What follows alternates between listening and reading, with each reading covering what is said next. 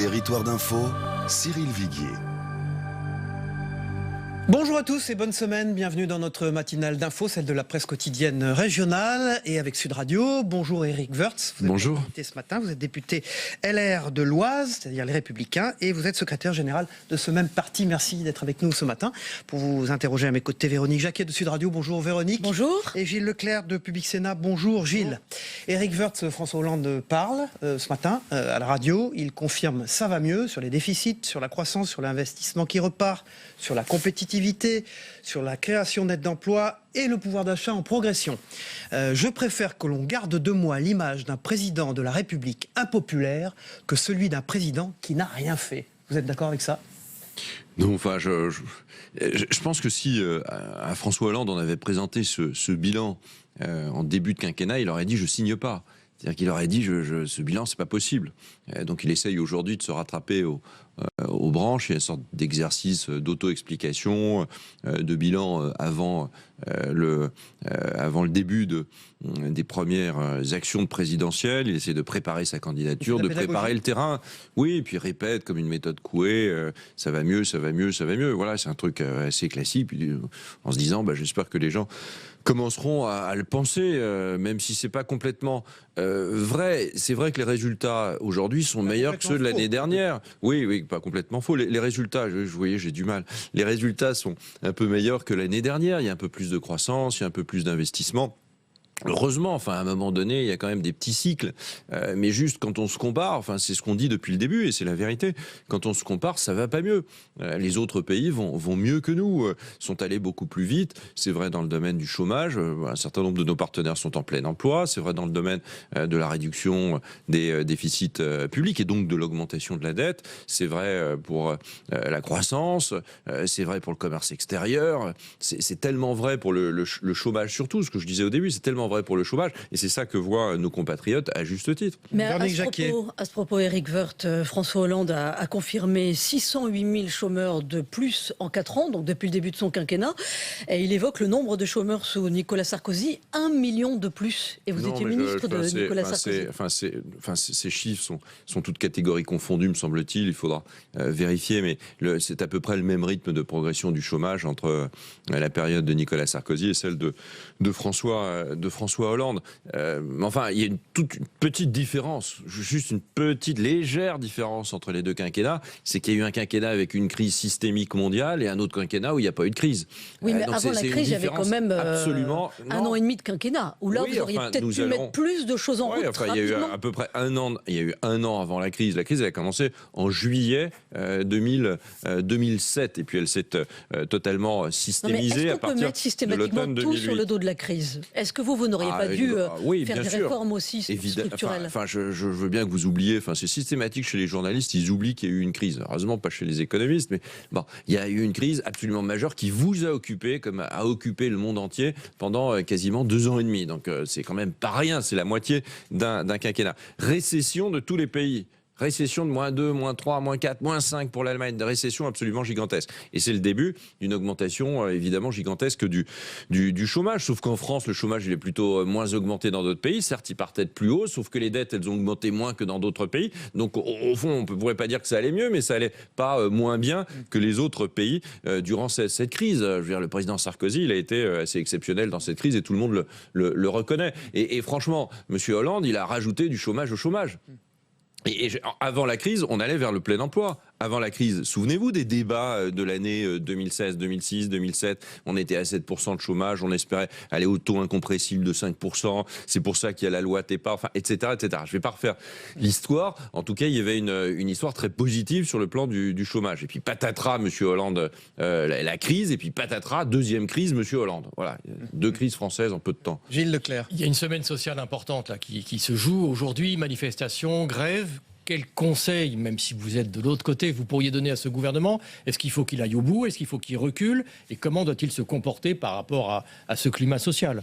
D'abord, il y a un climat social évidemment épouvantable là cette semaine, et puis j'espère que ça s'arrêtera, mais j'ai vu qu'il y avait beaucoup de grèves reconductibles, notamment à la SNCF. C'est tout à fait scandaleux. Je veux dire, prendre en otage, on le dit comme ça, mais prendre en otage les Français de cette façon-là, de la part de certains cheminots, pas tous les cheminots, mais notamment la CGT, c'est vraiment pas acceptable. C'est la gauche de la gauche. La CGT est en train de donc vous de se soutenez ce totalement gouvernement qui gauchiser de veut la façon la absolument que le pire projet possible. soit voté. Mais il faut que, la loi El Khomri, elle a bon dos. C'est pas uniquement la loi El Khomri. Je pense que les syndicats ont des intérêts personnels. La CGT est en totale reconstruction. Elle se gauchise tous les jours. Il y a vraiment tous les jours. C'est un syndicat d'un autre temps qui se moque totalement qu'il y ait des chômeurs en France, qui défend ces précaires de façon tout à fait ignoble. Enfin, il y a juste des usagers. Et ces cheminots-là, pas tous, il y en a beaucoup qui sont formidables, mais ces cheminots-là, ils se moquent totalement des usagers. Leur problème, c'est pas le train. D'ailleurs, je ne sais même pas s'ils aiment le train. Leur problème, c'est au fond d'essayer de défendre quelques petits droits acquis et qui ne le sont jamais. Il y aura, et d'ailleurs, c'est très étonnant, que dans un état d'urgence comme celui-là, il y aura des grèves qui font que les gens vont se masser dans les gares, c'est-à-dire des lieux extrêmement publics. Vous avez déjà attendu des trains pendant la grève. Bon, vous savez ce que c'est. On attend, passe d'un quai à l'autre, on ne sait pas où on en est. Et c'est ça que vont faire ces cheminots. Ils menacent de le faire pendant l'Euro. Ils menacent de le faire pendant l'Euro. Oui, mais que faire interdire ce type de manifestation et de mobilisation ? Ces manières de voyous, je trouve, de se comporter, c'est totalement inacceptable. On peut se battre, on peut défendre ses intérêts, j'ai aucun problème là-dessus. Mais des grèves reconductibles avec la menace de l'euro, c'est pas acceptable. Mais Éric Woerth, on voit quand même que c'est extrêmement difficile de réformer dans ce pays. C'est vrai pour le gouvernement autrefois, c'est vrai aujourd'hui pour la majorité actuelle.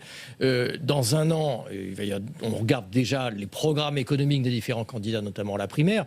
Je prends un exemple, puisqu'on en a parlé il y a quelques jours, le programme d'Alain Juppé sur, par exemple, les retraites. On aligne le public et le privé. Vous aurez aussi la CGT qui n'aura pas forcément beaucoup changé, probablement dans la rue. Donc, de toute façon, c'est difficile. Mais évidemment, ce sera. La différence, c'est que le prétexte, c'est la loi El Khomri. Entre nous, ils font pas grève pour la loi El Khomri. Ça, je peux vous le dire. Ils font grève pour des raisons internes et de bagarres internes et de puissance interne. Et ils prennent en otage tous les pauvres voyageurs, tous les pauvres usagers. Vous voyez la suite comment ? Vous voyez un pays qui va se paralyser ou vous voyez au contraire une démobilisation ? Bon, maintenant, on rentre dans un... Maintenant ou après l'élection présidentielle. Bon, après l'élection présidentielle, c'est un autre sujet. On dira ce qu'on veut faire. Nous aurons un candidat issu de la primaire. Je pense qu'il gagnera. Et s'il gagne cette primaire avec l'appui de tous, c'est le principe et les règles du jeu de la primaire, il y a un programme. Et on voit bien que les programmes qui se dessinent, le programme des Républicains, par exemple, qui est très approfondi. Le programme des différents candidats qu'on voit aujourd'hui pointer du doigt sont des programmes dans lesquels on veut transformer le pays. Et transformer le pays, ça veut dire tout simplement essayer de faire en sorte de sortir de cette spirale du chômage, mais durablement, pas en attendant des cycles les uns après les autres. Et ça nécessite, oui, c'est un peu ce que vous nous dites. Oui, enfin, pas peu importe, on n'est pas là pour brutaliser. L'idée n'est pas d'avoir du brutal, du choc. Vous dites, si on annonce la couleur, on ira au bout et on le fera. Évidemment, si on annonce la couleur, on est élu. C'est déjà difficile d'être élu quand on propose un certain nombre de choses qui sont difficiles. C'est un peu une rupture quand même par rapport à toutes les autres campagnes présidentielles. Et donc à ce moment-là, on fait, évidemment qu'on fait. Et si on fait, il y aura quand même des blocages. C'est pas parce que le peuple aura au fond voté pour un projet, pour un homme ou une femme qui porte ce projet, qu'il n'y aura pas de blocage. Il y aura des blocages, sauf que la légitimité, elle ne sera pas dans le camp de ceux qui bloquent. Il faudra aller vite. Oui, il faut toujours aller vite. D'abord, il faut aller vite parce que la France n'a pas le temps. Je suis pas sûr que quelqu'un qui est au chômage aujourd'hui, il ait le temps d'attendre. Donc on a évidemment la nécessité d'aller vite. Il y a 3 mois, 4 mois, 5 mois pour prendre toutes les mesures au-delà nécessaires. D'aller vite, on est très prêt. Quelle est la bonne méthode au-delà d'aller vite ? On est bien plus tôt près que sur toutes les autres échéances dans le passé. Les Républicains seront prêts au mois de juillet sur un programme présidentiel. L'ensemble des candidats seront prêts par nature à la fin du mois de novembre. Donc on est très avancé. Donc ça permet aussi de préparer des textes avant l'élection présidentielle. Éric Woerth, alors justement, au vu de quoi allez-vous vous déterminer pour ce candidat aux primaires ? Sur l'économie dont vous venez de parler, sur la personnalité qui va compter aussi et qui comptera pour les Français. Qu'est-ce qui va faire la différence ? Il y aura le débat. La primaire, elle n'a pas commencé. La primaire, elle commencera vers le mois de septembre réellement. Mais ça va il y aura compter des la débats. personnalité Oui, bien de sûr, celui ou de énormément, celle qui sortira. énormément. Le projet contrat, il y a des différences assez majeures. Sur l'économie, il n'y a pas énormément de différences. Il y a des pas différences grand-chose. sur le rythme, Oui, non, mais il y a des tout le monde nuances, on va pense qu'il dire. faut baisser la dépense publique, tout le Voilà. monde pense qu'il faut baisser les impôts et notamment la compétitivité, etc. Tout le monde pense qu'il faut sur la réformer personnalité. réellement le marché du travail. Il faut une personnalité qui soit capable de porter sur ses épaules de telles transformations et de le faire avec beaucoup d'expérience. Il faut aussi une personnalité qui sache intégrer la France dans le monde dans lequel nous sommes. Prévoir le monde qui vient, mais le monde dans lequel Alors, nous sommes. justement, à Et ce le monde dans propos, lequel Éric nous Woerth, sommes, c'est aussi la transformation de l'Europe, c'est l'évolution Oui, mais à ce évidemment propos, de Éric l'Europe. Woerth, dans aucun des programmes, et dans le vôtre non plus, dans le programme économique des Républicains, si je ne m'abuse pour l'instant, il n'y a d'éléments concernant l'ubérisation, le statut du travailleur indépendant. Or, on voit là que l'URSSAF demande la requalification des chauffeurs d'Uber en salariés au motif que justement, il y a un assujettissement de ces employés à Uber. Comment on va gérer ça? On l'a évoqué dans le temps de travail qu'on a consacré au marché du travail. Il y a une quinzaine de pages qui sont écrites très précises sur le sujet du marché du travail. En ce qui concerne Uber, l'ubérisation, c'est-à-dire au fond, on est salarié sans être salarié. On est indépendant, ils ne se vivent pas comme indépendants. Si la plateforme retire son agrément ou se sépare, voilà, personne n'a plus de quoi travailler. Donc il y a une sorte de para-subordination, disent les juristes. Il faudra intégrer entre finalement le contrat commercial et le contrat de travail lui-même une vaste notion de lien et définir ce que sont ces liens. Ce sera dans les projets de changement du code du travail, prenant en compte ces façons différentes aujourd'hui de travailler. Éric Woerth, vous êtes chargé du Gilles projet Leclerc. justement des Républicains. En principe, vous venez de confirmer, on le connaîtra publiquement avant les vacances. Comment vous travaillez alors que chacun des candidats à la primaire font déjà connaître publiquement leur propre programme? Oui, nous on le fera avant, par principe, avant la primaire, puisqu'après, à partir de la rentrée, ce sera la primaire qui dominera. Aujourd'hui, la primaire, elle domine dans les esprits, mais enfin, le parti politique, c'est important. C'est celui qui durera. Lui, il durera quand il n'y aura plus de primaire. Vous ne pensez pas qu'une fois la primaire faite, ça soit Non. le candidat qui... Oui, il y aura toujours les candidats porteront leur projet, mais on voit bien que le parti politique c'est 250 000 militants, donc c'est pas rien. Donc les partis politiques ça existe, c'est pas ringard, c'est quelque chose de puissant. Quand il y aura plus de parti, il y a plus de démocratie. Donc le parti politique, il doit avoir un projet. S'il n'y a pas de projet dans un parti, il sert à rien. Mais est-ce que vous pouvez vous aligner? Donc le parti il sera en ligne, il aura à la fois des candidats aux législatives et à la fois un programme extrêmement précis. Ce qui a été publié, regardez sur les sites des Républicains, vous êtes aux conférences de presse qui sont données, c'est des choses extrêmement précises, qui vont extrêmement loin, qui ne sont pas uniquement des intentions ou des grands principes, c'est des choses très précises. Et où on voit qui ne bien sont se pas dessiner uniquement la consacrés France à de demain. l'économie. Il y a aussi- Non, bien sûr, on en a parlé de fonction publique, on a parlé d'immigration, on a parlé d'Europe, on a parlé de défense, demain on parlera d'Europe précisément, on va parler d'affaires internationales, etc. Tous les sujets, les grands sujets de réforme sont évidemment précisés dans le projet des Républicains. On dit quels impôts doivent être baissés, on dit quelles dépenses publiques doivent être changées. Enfin, vraiment, les choses sont Un précises. mot sur comme la ça fait mesure débat, et c'est tant radicale mieux. que Véronique propose Alain Jacquet. Juppé là, dans son programme économique, c'est-à-dire l'alignement des régimes de retraite du public sur le privé? Nous l'avons proposé, c'est dans le projet des Républicains. Il y a juste une différence, me semble-t-il. Mais moi, je ne veux pas commenter les programmes. Donc Mais je mets Alain juste Juppé, lui, sur le ne plan veut pas technique. toucher aux régimes spéciaux, Alain- par exemple. Vous dites qu'il faut toucher aux régimes spéciaux? Je ne sais pas ce que dit Alain Juppé sur les régimes spéciaux. Nous pensons qu'il faut supprimer les régimes spéciaux. Ils ne s'expliquent plus. Comme la pénibilité, d'ailleurs, est une forme de régime spécial. Les régimes spéciaux ne s'expliquent pas. Comment expliquer aux Français que les cheminots, ils partent à 57 ans Comment expliquer tout ça? Comment expliquer qu'un certain nombre de personnes partent beaucoup plus tôt à la retraite avec la même retraite? C'est juste pas explicable. C'est pas équitable. C'est pas juste. C'est absolument pas juste. En plus, c'est les citoyens qui payent pour compenser. Ils payent sur leur propre impôt les retraites de ceux qui partent plus tôt qu'eux. Donc c'est un système totalement injuste. Et il n'y a pas de pénibilité dans ce travail plus particulière que pour tout autre travail. Il n'y a aucune pénibilité de plus. Donc ce n'est pas acceptable et c'est pas possible. Donc il faut supprimer les régimes spéciaux pour que chacun soit traité de la même manière. Alors on peut tenir compte de tel ou tel aspect, bien sûr. Et puis surtout, il faut changer les régimes de retraite, non pas uniquement uniquement, comme on dit, en flux, c'est-à-dire pour ceux qui deviennent les fonctionnaires, pour ceux qui deviennent fonctionnaires maintenant et qui donc prendront leur retraite que dans 40 ans. Parce que ça, c'est pas une vraie réforme. La vraie réforme, c'est comment le faire pour ceux qui sont aujourd'hui. Juste un mot sur le bureau politique ce soir des Républicains. Est-ce que cette fameuse question du vote pour la primaire des Français de l'étranger, c'est résolu? Ils pourront voter Internet et papier ou l'un des deux, ou c'est quoi la réponse? Il y a eu beaucoup de discussions pendant le week-end. Il y a une réunion là dans quelques minutes sur ce sujet. Puis il y a un bureau politique en fin de journée. Il y a quand même un truc un peu érudissant, si vous voulez. Ça a été le fait de prendre les choses en contre-vérité. La vérité, c'est qu'il y a une charte de la primaire. Cette charte, c'est la constitution de la primaire. Elle a été votée par tout le monde, par tous les candidats. Elle a été votée par tous les militants. Et cette charte, elle dit, dans son article 6, elle dit que tout le monde vote papier. Et d'ailleurs, elle précise, donc ça veut bien dire que les gens avaient ça en tête au moment où ils l'ont rédigé, elle précise que ce sont les Français de métropole, que ce sont les Français de l'étranger et que ce sont les Français d'outre-mer. Donc elle le précise. Bon, le comité d'organisation des primaires a voulu changer cela, mais n'a pas soumis. Donc on est bien dans une logique où on veut changer la charte de la primaire. C'est pas le contraire. C'est un peu la double peine. C'est pas Sarkozy qui veut changer les choses. Non, je veux le dire parce que j'ai entendu ça. C'est pas Nicolas Sarkozy qui veut changer les choses. Nicolas Sarkozy, il dit pourquoi on laisse pas les choses telles qu'on les a votées il y a un an. Certains veulent changer les choses. Peut-être que c'est plus pratique. Bon, mais ça crée un problème qui est celui du fait que des Français vont voter différemment. Et donc ça crée pas les mêmes logiques de vote quand vous votez papier ou quand vous votez Internet. Et c'est pour ça d'ailleurs. Et vous préconisez quoi? Au départ, c'était Internet. Eric C'était Woerth. papier, pardon. Et à partir du moment où c'est papier, il est vrai que ça pose des problèmes probablement dans certains pays. Bon, bah voilà, et il faut regarder. Il pourrait y avoir quelques exceptions, mais précises. Une date pour vous déterminer vous-même par rapport au candidat des primaires? Je le ferai après le projet. Je pense que. C'est-à-dire Alors, on vote le projet vers le 2 juillet, donc on verra cet été. Là-dessus, les choses sont claires. Tout le monde prendra ça parti. ne sera pas Nicolas Sarkozy automatiquement.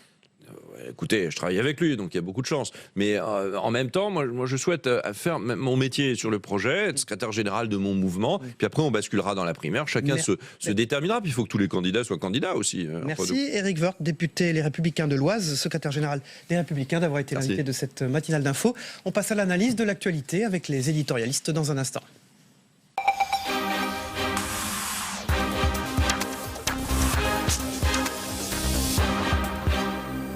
Voilà, aujourd'hui j'accueille, comme chaque mardi, Denis Jambard de Nice Matin. Bonjour Cyril. Et Yves Tréhard du Figaro. Bonjour Cyril. Messieurs. Alors on va démarrer par François Hollande qui dit qu'il confirme ça va mieux. Alors ça va mieux sur les déficits, sur la croissance, sur l'investissement qui repart, sur la compétitivité, sur la création nette d'emplois, sur le pouvoir d'achat qui est en progression. Et il a cette phrase: je préfère que l'on garde de moi l'image d'un président de la République impopulaire que celui d'un président qui n'a rien fait, Denis Jambard. Écoutez, le ça va mieux par rapport à ce qu'il y avait il y a 2-3 ans, c'est vrai. Après, c'est ce qu'a dit Eric Woerth d'ailleurs. Il a reconnu que ça allait moins mal. Il a reconnu aussi que ça allait un peu moins bien que dans les autres pays européens. C'est d'ailleurs la question. La vraie question, c'est de savoir pourquoi la France ne bénéficie pas de la reprise européenne de la même manière que les pays étrangers. Et puis surtout, c'est un petit ça va mieux.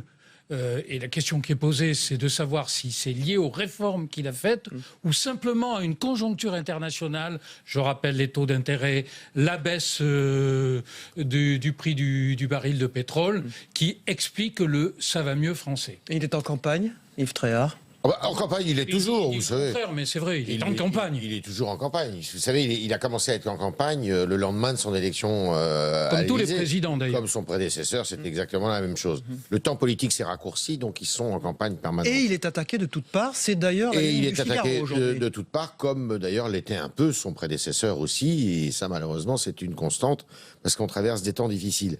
Mais il y a les temps qui sont difficiles, et puis il y a l'action du président de la République. Il s'est quand même illustré par son immobilisme, c'est-à-dire qu'il a essayé de faire quelques réformes et c'est des réformes qui n'étaient pas franches, c'est-à-dire qu'il a dit tout et son contraire depuis le début de son quinquennat, ce qui fait que les socialistes ne savent plus s'il est socialiste, et ce qui fait que les gens qui veulent davantage de liberté d'entreprendre, eh bien, voient que à chaque fois qu'il fait une promesse, c'est pour dans la minute qui suit dire mais ou sur cette technique, sa pédagogie fonds Mais permanente. la pédagogie, écoutez, la pédagogie, je vais vous dire une chose. Quand on vous dit ça va mieux et que vous avez la France qui est bloquée par des manifestations de routiers, des manifestations de dockers, Certains syndicats. Certains syndicats. D'ailleurs, c'est ce qu'a dit Eric Woerth aussi. Bien sûr, Il c'est ne vrai. s'agit pas d'une majorité. Non. Et puis quand vous avez des problèmes qu'il faut résoudre et qu'on n'a toujours pas résolus, et c'est là où on attend les politiques. Vous voyez, par exemple, l'histoire des taxis Uber, le statut. C'est là-dessus qu'on attend les politiques aujourd'hui. C'est de savoir comment ils peuvent anticiper Mais la droite n'est pas l'avenir. mieux là-dessus. Elle n'a pas encore. Mais la droite doit faire ses preuves. Trouver de mesures. Écoutez, la droite doit faire ses preuves. Elle a été au pouvoir pendant Mais il n'y a rien dans le Chirac, programme aujourd'hui. Sarkozy pendant 10 ans. Et on peut pas dire, bon, il y a une crise extrêmement systémique, comme l'a dit Eric Woerth, il a raison, qui fait que ce que voulait faire, en tous les cas, Nicolas Sarkozy a été largement compromis à cause de cette crise. Dans l'intervention du chef de l'État ce matin sur Europe 1, il a noté quelque chose qui est juste. La question, c'est, au-delà du ça va mieux statistique, c'est est-ce que ça va mieux pour les Français et pour qui? Et je crois que la réponse des Français au ça va mieux, c'est ça va mieux pour qui? Et il n'y a pas encore de traduction dans la vie quotidienne de ce ça va mieux. Alors, il y a justement une réforme qui permettrait que ça aille un peu mieux dans la vie quotidienne des Français. C'est la réforme de la justice, celle du 21e siècle, comme s'appelle cette loi. C'est-à-dire divorce, sécurité routière, class action. Alors, le divorce, c'est consentement mutuel plus souple. Sécurité routière, c'est un repérage par vidéocaméra, vous avez vu, d'un certain nombre d'infractions, facilité. Et le class action, c'est, à la française, c'est la possibilité de mener une action de groupe contre des discriminations au travail, par exemple. Ça, c'est des réformes de la vie quotidienne des gens pour que ça aille mieux. Oui, mais écoutez, du point de vue de la Et sécurité... c'est à l'Assemblée nationale aujourd'hui. Oui, non, mais d'accord, mais la sécurité routière, par exemple, le bilan, on est parti de 17 000 morts au début des années 70, avec sans doute 2 fois moins de trafic routier. Et l'accélérateur, ça a été dans les années 70, et il faut bien le dire, Jacques Chirac. Mais depuis 3-4 ans... on n'a pas une réelle amélioration de la sécurité routière dans ce pays. Oui, mais à l'Assemblée nationale, il y a une traduction que le gouvernement essaie de prendre en compte des aspirations pour que ça aille mieux dans la vie quotidienne. Oui, mais écoutez, on aimerait que ça se traduise concrètement dans les chiffres. Et puis, je pense qu'on rentre dans une année tellement électorale qu'on ne va pas voir de très grandes réformes dans les mois qui viennent. Même s'il y a des lois qui vont au Parlement, y compris la loi El Khomri. D'ailleurs, je crois que le chef de l'État lui-même a dit qu'elle ne produirait aucun effet d'ici l'élection présidentielle. L'idée, c'est en gros de soulager les tribunaux, parce qu'il y a une espèce de thrombose, si vous voulez, dans le système judiciaire. C'est la vie quotidienne des gens, des C'est la justiciables. vie quotidienne des gens, et pourquoi pas, c'est très bien. Mais je crois que, Pardon, si vous voulez... mais le chef de l'État, je crois, en tout cas le gouvernement, vient de débloquer 120 millions d'euros aujourd'hui même ou hier, pour essayer de faire en sorte que la justice, comme l'a dit le garde des Sceaux, ne dépose pas le bilan. Parce qu'elle ne peut plus payer personne à l'heure actuelle. C'est évidemment, c'est un problème. Et pourquoi on en arrive là? C'est que pendant 4 ans, Madame Taubira n'a absolument rien fait, ne s'est absolument pas occupée, en dehors de faire de la poésie et de faire des phrases à l'Assemblée nationale. Elle a quasiment rien fait. Il faut quand même le dire. Et le mariage pour tous, ça, elle l'a fait. Eh bien, ce qui fait que la chancellerie a été livrée à elle-même et que les réformes de structure et de fonctionnement qui auraient dû être faites n'ont pas été faites. Bon, cela dit, maintenant, la justice, c'est pas uniquement cette justice au quotidien, sur laquelle on peut discuter d'ailleurs, sur le divorce. Est-ce qu'il faut enlever le divorce par consentement mutuel des tribunaux? Moi, je suis plutôt pour. Mais c'est aussi la justice criminelle qui, elle, en revanche, va de mal en pis. Alors, sur Nicolas Sarkozy, qui est soupçonné par ses concurrents de vouloir modifier la primaire à son avantage en voulant changer le vote électronique par un vote papier pour les expatriés, Eric Woerth a dit ça vient pas de Nicolas Sarkozy. Il verrouille pas. Ça vient de Nicolas Sarkozy, il verrouille simplement. Pas. Non, mais c'est simplement, ça vient de lui, mais ce qu'a dit Eric Woerth, c'est il veut respecter nos principes constitutionnels. Nicolas Sarkozy a dit Eric Woerth. Oui, écoutez, ça vient de Nicolas Sarkozy. Simplement, ce qu'a dit Eric Woerth est vrai. C'est vrai que c'était prévu par la charte sur un vote sur papier. Et donc, si vous voulez, au fond, il y a une habileté dialectique. Il y a de la nervosité quand même oui, mais au bureau national. Si vous voulez, alors ce soir, tous les grands leaders vont aller naturellement à la réunion du bureau politique. Il ferait bien d'y aller et d'affronter Nicolas Sarkozy à chaque bureau politique. Ça s'est fait alors qu'il n'était pas là. Les absents ont toujours tort. Ils viennent le comprendre. Donc ce soir, on va avoir un sacré débat. Oui, il faut qu'il règle cette histoire parce que c'est très dommageable pour la vie du parti. C'est très dommageable pour les candidats aussi, parce qu'on a l'impression qu'ils font leur mayonnaise dans dans leur coin.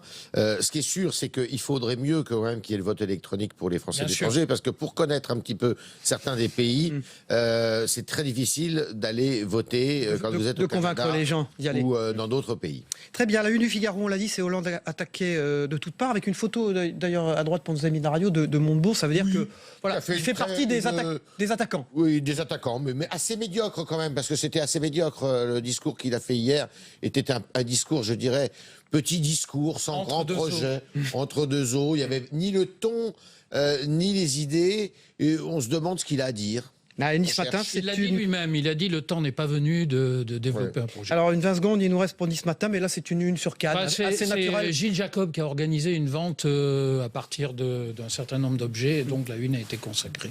D'objets qui ont été donnés par les artistes. Merci, Denis Jambard, Nice Matin. Merci, Yves Tréhard du Figaro. On se retrouve demain pour une nouvelle matinale d'info. Les programmes continuent sur Public Sénat. À demain matin.